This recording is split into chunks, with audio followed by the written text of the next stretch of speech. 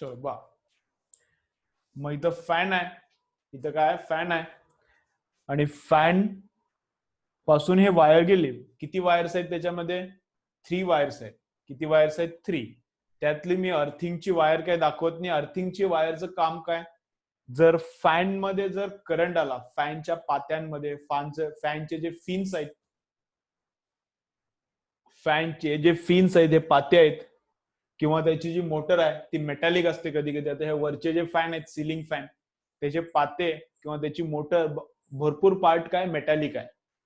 Cooler आहे, कूलरचा पंखा आहे, ते पण मेटॅलिक आहे, कधी कधी प्लॅस्टिकचा पण असतो, मेटॅलिक आहे. तर ह्या मेटॅलिक पार्ट्स मध्ये करंट येऊ शकतो आणि आपण टच केलं तर शॉक बसू शकतो. चूक झाली तर, सर्किट कनेक्ट करताना चूक झाली तर काय होते, या मेटॅलिक पार्ट्स मध्ये शॉक येऊ शकते. मग त्या मेटॅलिक पार्ट पासून एक वायर गेलेली असते आणि ती तिसरी पिन आहे. त्या मेटॅलिक पार्ट पासून वायर गेलेली आहे. समजा असं नसतंय, नाही तर पंखा फिरणार नाही, पण एका मेटलच्या पार्ट पासून वायर गेलेली असते.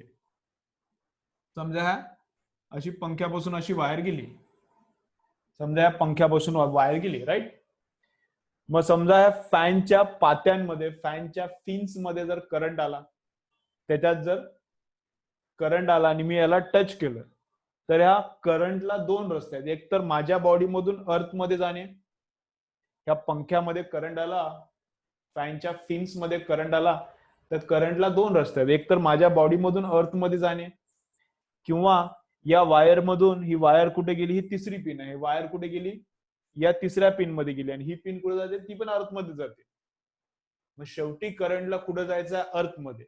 एक तर माझ्या बॉडीत शिरला तर माझ्या बॉडीतून अर्थ मध्ये घुसायचा आहे करंटला, किंवा काय, याच्यात तर करंट आलाय आता, किंवा काय, या वायर मधून अर्थ मध्ये घुसायचा आहे. या वायर मधून तिसऱ्या पिन मध्ये, आणि तिसरी पिन अर्थ मध्येच घुसली, मग कुठं तर अर्थ मध्ये जायचं आहे. मग जे सोपा रस्ता आहे त्या रस्त्यानं करंट पळणार. whichever is easier path, current flows through that path. Which one is easier path? Easier path is through the conductor. Easier path is through the conductor. Conductor मधून रस्ता काय आहे, खूप सोपा आहे करंटला, कारण conductor does not offer any resistance, whereas my body offers resistance. करंटला माझ्या बॉडीतून अर्थ मध्ये, जमीन आहे ना खाली, फरशी आहे, त्या फरशीमधून आत खाली अर्थ मध्ये जाणार. मग माझ्या बॉडीतून जाणं is more difficult for current, because my body is more resistive compare to conductor. Conductor तर मस्त आहे ना एकदम, करंटला फास्ट जाता येते. मग करंट कुठून पळणार, करंट जाणार ह्या लाईन मधून जाणार, माझ्या बॉडीतून जाणार नाही. मग माझ्या बॉडीतून करंट जाणार नाही तर मला मग शॉक बसणार नाही. माझ्या बॉडीतून करंट जाणार नाही, करंट या लाईन मधून जाणार, तर मला शॉक बसणार नाही, आणि ह्या अर्थिंगच्या वायर मधून करंट जाणार. कळते? मग third wire, this pin, this pin, this pin is useful to avoid shocks. This pin, this socket is useful to avoid shocks. करंटला याच्यामधून जाण्याचा एक रस्ता भेटला अर्थ मध्ये, मग माझ्यामधून जाणार नाही ते, मग मला शॉक बसणार नाही, ह्युमन्स सेफ झाले. करंट कशामधून द्यायला गेला, त्या अर्थिंगच्या वायर मधून अर्थ मध्ये गेला, राईट. हे काम आहे काय, हे काम कोणाचं आहे, हे काम आहे अर्थिंगचं. Earthing clear? आता अर्थिंगचे पुढचं आता बघू आपण काय, अर्थिंगचे पुढचं बघू. चला, मग इथं 2 पिन घेतली, मग एक पिन अशी आली, दुसरी पिन, आता याला सोपं करतो डायग्राम.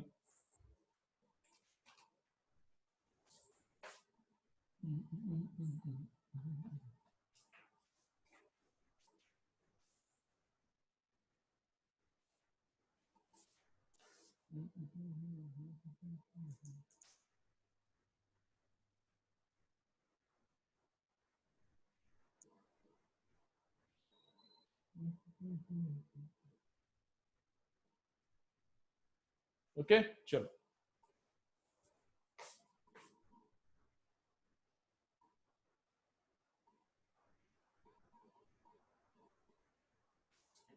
आपण डायरेक्ट अशी लाईन काढूया.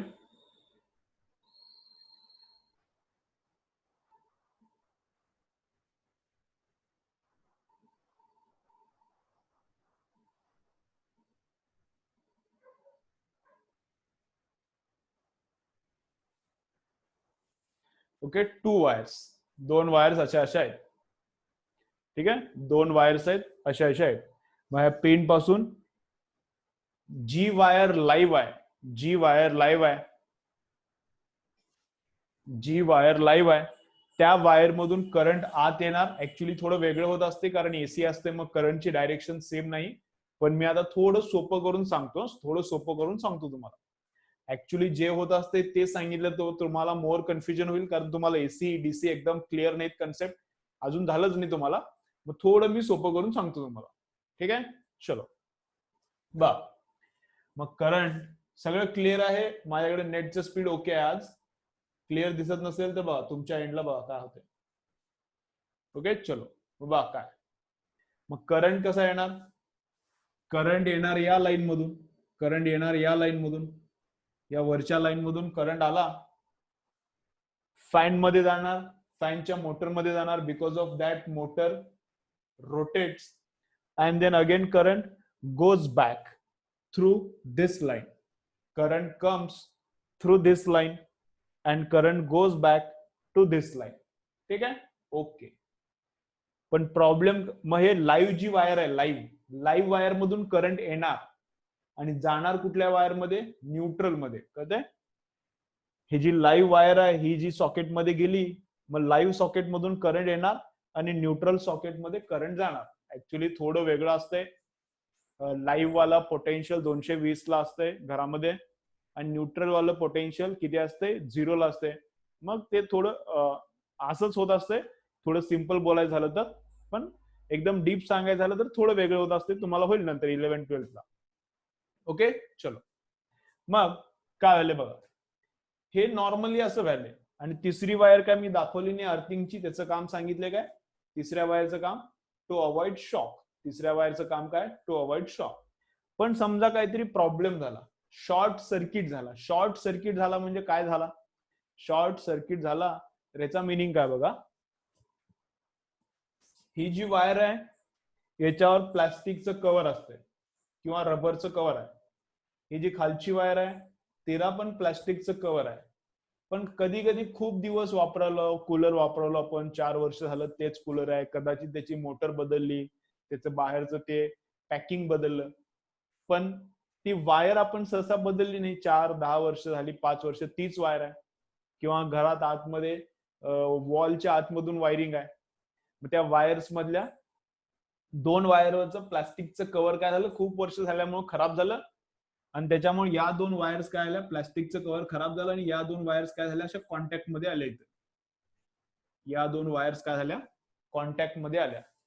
कळलं? ठीक आहे. मग कॉन्टॅक्ट मध्ये आल्या, इथं वायर कॉन्टॅक्ट मध्ये आल्या, तर दिस इज कॉल्ड शॉर्ट सर्किट.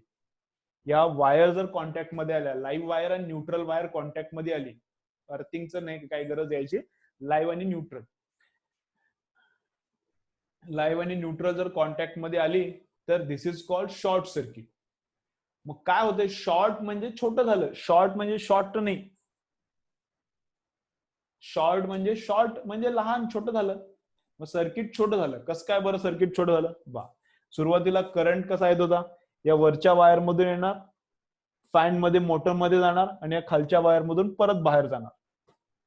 मग करंटला इथपर्यंत यायला लागत होतं ना, पण आता करंटला इथपर्यंत यायची गरज नाही. इथल्या इथंच करंट आता मागच्या मागे फिरणार. मग करंट येणार इथपर्यंत, इथून लगेच खाली येणार आणि परत जाणार. इकडे कशाला जाईल? एक तर रस्ता मोठा झाला, इकडे करंट येणार आणि परत मग मागे जाणार, तर एक तर करंटला फिरण्यासाठी रस्ता मोठा झाला एक, आणि दुसरा फॅन मध्ये रेझिस्टन्स आहे, या पॉइंट मध्ये रेझिस्टन्स नाही, फॅन मध्ये रेझिस्टन्स आहे. मग रेझिस्टन्स मधून जाण्यापेक्षा फुकटचा रस्ता बरा आहे ना करंटला. एक रस्ता आहे तिथं खूप ट्रॅफिक आहे आणि एका रस्त्यावर काहीच ट्रॅफिक नाही, एकदम सुसाट हायवे आहे, एकदम सुपर हायवे आहे. एक रस्ता आहे त्याच्यावर खूप खड्डे खुड्डे आहेत आणि खूप ट्रॅफिक आहे, म्हणजे रेझिस्टन्स जास्त आहे. आणि एक रस्ता एकदम सुपर हायवे आहे, एकदम प्लेन आहे, काही गाड्या नाहीत, काही नाही, ट्रॅफिक. आपण कशावर गाडी पळवणार? प्लेन हायवेवर पळवणार की जिथं ट्रॅफिक नाही. जिथं खड्डे खुड्डे आहेत आणि जिथं ट्रॅफिक आहे तिकडे कशाला आपण गाडी घालणार का? कारण या रस्त्यावर काय, ट्रॅफिक वाल्या रस्त्यावर there is more resistance, non traffic वाल्या रस्त्यावर there is no resistance. Similarly इथं आपण जसा विचार करतोय तसंच करंट विचार करणार. Current chooses path of least resistance. Current chooses path of least resistance. मग कमीत कमी रेजिस्टन्स कुठे भेटणार? इकडे येणार, फॅन मध्ये जाणार, रेजिस्टन्स एक जास्त आहे आणि परत जायचं. अरे कशाला करायचं फुकटचा? इथल्या इथे येणार, करंट खाली जाणार आणि मागे जाणार. मग सर्किट काय झालं? Circuit has become short. याला काय बोलते? Circuit has become short. छोटं झालं ना सर्किट. करंटला आता एवढा मोठा रस्ता पार करायचं नाही. करंट इथे येणार, इथल्या इथे डायरेक्ट कॉन्टॅक्ट झालाय. हे प्लास्टिकचं कव्हर ब्रेक झालं त्यामुळे कॉन्टॅक्ट झालाय. करंट इथल्या इथेच मागे फिरणार. मग दिस इज कॉल्ड शॉर्ट सर्किट. याला काय बोलायचं? Short circuit. कळते? मग शॉर्ट सर्किट झाल्यामुळे काय होते? इथं सर्किट शॉर्ट झाल्यामुळे काय होते? खूप करंट पळते, कारण इथं रेजिस्टन्सच नाही. याला रेजिस्टन्स असतो फॅनला, काय याला रेजिस्टन्सच नाही. मग रेजिस्टन्स नाही तर याच्यात खूप जास्त करंट पळणार, आणि खूप करंट पळला तर इथं काय होते? हीट तयार होते.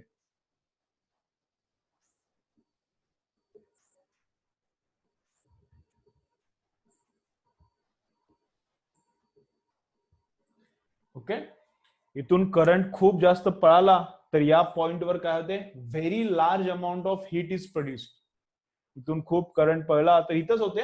इथं सहसा हीट होत नाही तयार, इथंच होते, कारण इथं कॉन्टॅक्ट थोडा प्रॉब्लेम असते. कॉन्टॅक्ट मध्ये कॉन्टॅक्ट जेवढा खराब असेल, चांगला नसेल, तिथंच जास्त हीट तयार होते. मग इथं हीट खूप तयार होते. Large amount of heat is produced. मग याच्याजवळ एखादं लाकडाचा काहीतरी पार्ट आला, टेबलचं फर्निचर आहे, किंवा प्लास्टिक कुठलं असेल, इन्फ्लेमेबल प्लास्टिक, बर्न होणारं प्लास्टिक कुठलं आलं त्याच्या शेजारी, किंवा पेपर आला, तर काय होते? ते बर्न व्हायला चालू होणार. आणि हे याच्या शेजारची लाकडाची वस्तू बर्न झाली तर ते अजून दुसऱ्या कशाला तर पेट्रोल आणि सगळंच पेटणार. असं करून काय होणार? फायर तयार होणार. असं करून काय होणार? फायर. काय? मग फायर कशामुळे झाली? Because of short circuit. परत एकदा मी रिपीट करतो बघा फटाफट. ऍक्च्युली सुरुवातीला सर्किट कसं होतं? असं. सुरुवातीला सर्किट कसं होतं? असं. करंटला यायचं होतं इथपर्यंत आणि मग मागे जायचं होतं. This was normal circuit. But what happens? Because of some problem, this wire touches, upper wire touches lower wire. Actually both wires have rubber covering or plastic covering. But problem काय झाला? रबर कव्हरिंग आहे किंवा plastic covering आहे, but because of age of the wire, rubber cover और plastic cover fails, आणि ते fail झालं cover, ते खराब झालं. त्याच्यामुळे दिस वायर, आतली metallic wire, this metallic wire is in contact with lower wire. Now circuit has become short. This is called short circuit. मग करंटला फुल इकडे येऊन परत जायची गरज नाही. इकडे जास्त रेजिस्टन्स आहे, इकडे फुकटचा रस्ता आहे, स्वस्त रस्ता आहे. करंट येणार, इथूनच परत जाणार. This is called short circuit. Because of short circuit इथं रेजिस्टन्स नाही, therefore very large amount of current is produced. खूप मोठा करंट याच्यातून पडणार. Large amount of current produces large amount of heat. मग हे हीट होणार. मग ह्याच्याजवळ काहीतरी इन्फ्लेमेबल मटेरियल असला, लाकूड, वूड आहे, प्लास्टिक आहे, if inflammable material is present near this point, that material catches fire. That material catches fire and fire goes on. अशी प्रकारे फायर तयार झाली. क्लिअर? फायर कशी येते तयार? शॉर्ट सर्किट आणि फायर दोन्ही कन्सेप्ट क्लिअर का सांगा. मग फ्यूज कुठे येते मी सांगतो. शॉर्ट सर्किट आणि फायर दोन्ही कन्सेप्ट क्लिअर का बघा.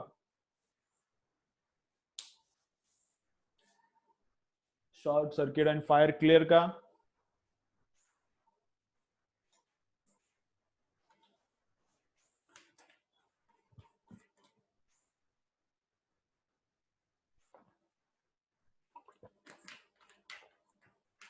ठीक आहे, चलो.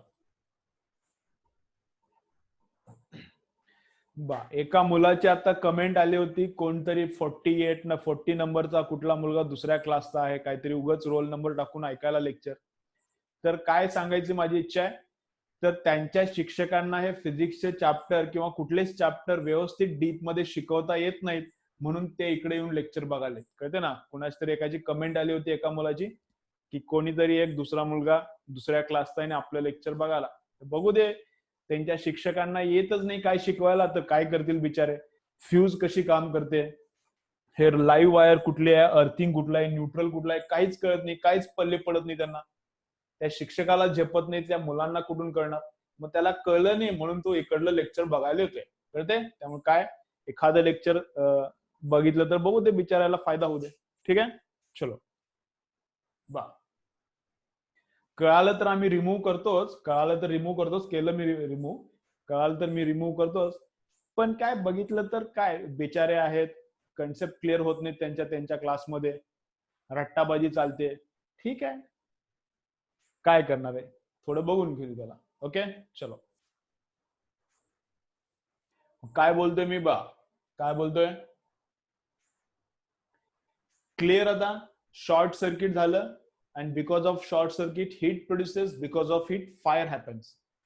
अवॉइड कसं करायचं आता, हे याला वाचवायचं कसं, हे तर होतच असते. प्रत्येक वायरचं वय किती झालं रूम मधल्या किंवा या घरामधलं मला थोडीच लक्ष राहते.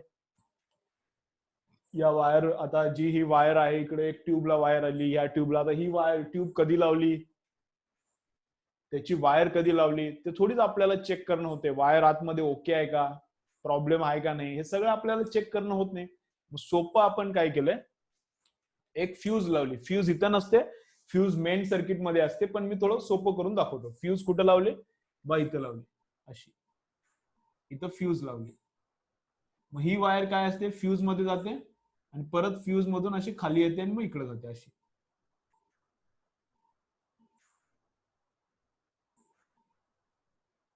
ओके, मग कसं आहे, ही फ्यूज वायर मध्ये लावून टाकली सर्किट मध्ये. आता ही इथं नसते, मेन सर्किट मध्ये असते. याच्या अगोदरच्या ज्या वायर असतात, या पिनच्या मागे वायर असतात, भिंतीतल्या वायर, वॉल मधल्या वायर असतात, अंडरग्राऊंड वायर, त्या वायर मध्ये लावलेलं असते. पण मी सोपं करण्यासाठी इथं फ्यूज लावून दाखवतो तुम्हाला काय होतंय बा. मग हे शॉर्ट सर्किट वगैरे काही नाही, त्यावेळी मग काहीच प्रॉब्लेम नाही. when there is no short circuit there is no problem.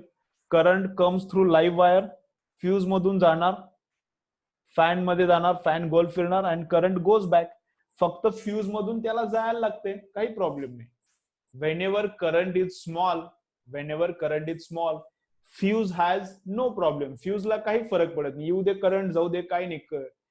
Fuse wire म्हणजे कंडक्टरच आहे, फ्यूज वायर म्हणजे कंडक्टर आहे, कंडक्टर नाही, थोडा रेझिस्टन्स आहे त्याला. फ्यूज वायर मध्ये थोडा रेझिस्टन्स आहे, पण करंट छोटा असला तर त्या फ्यूज वायरला काही फरक पडत नाही, ते फ्यूज वायर आहे तशी असणार. फ्यूज वायर म्हणजे काय असते, रेझिस्टन्स आहे. फ्यूज वायर म्हणजे काय, रेझिस्टन्स आहे. पण समजा लफडा झाला, चलो देखो, समजा लफडा झाला, काहीतरी झालं म्हणजे शॉर्ट सर्किट झालं. लफडा झाला म्हणजे शॉर्ट सर्किट झालं, वरची वायर खालच्या वायरला टच कराली, वरची वायर खालच्या वायरला टच कराली, तर काय येणार, करंट येणार इकडून, फ्यूज मधून जाणार, शॉर्ट सर्किट मधून जाणार आणि मागे जाणार. मग करंट वाढला आता, because of short circuit current becomes very high. Because of short circuit current becomes very high.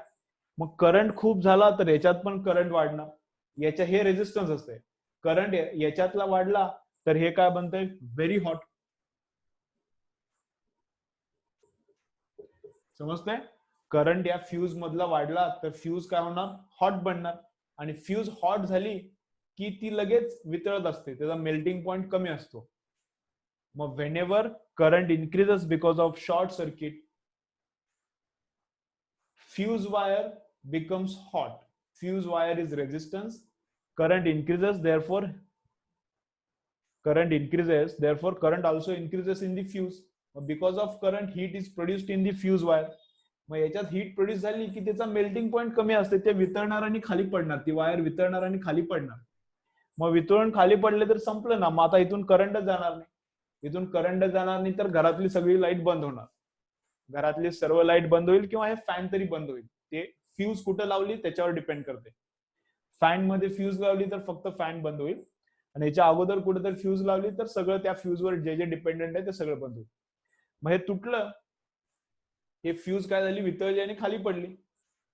मग आता याच्यातून करंट येणार नाही तर फॅन पळणार नाही, हे शॉर्ट सर्किट पळणार, याच्यातून करंट जाणार नाही, इथं हीट तयार होणार नाही, तर मग जळणार काय, काय जळणार नाही, फायर अवॉइड झाली. मग फ्यूज का म्हटले तिला, फ्यूज म्हणजे मेल्ट, फ्युजन म्हणजे मेल्टिंग, फ्युजन म्हणजे मेल्टिंग, मग फ्यूज म्हणजे मेल्ट होणार. मग फ्यूज वायर काय होते, फ्यूज झाली, फ्यूज वायर काय झाली, फ्यूज झाली. मग फ्यूज झाली म्हणजे मेल्ट झाली त्यामुळे सर्किट तुटलं तर करंट नाही, मग आता काय फायर बियर होणार नाही, नो प्रॉब्लेम. कळते कसं? आणि एखादी फ्यूज जर काम करत नसली तर घरात एक नसते, खूप फ्युजेस असते.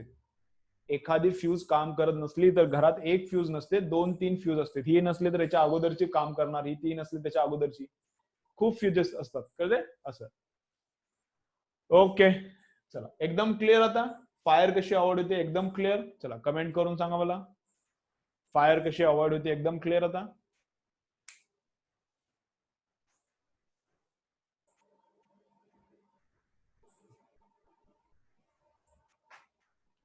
ठीक आहे, चलो. एक काय करा, युट्यूबवर एखादा व्हिडिओ बघा, हाऊ फ्यूज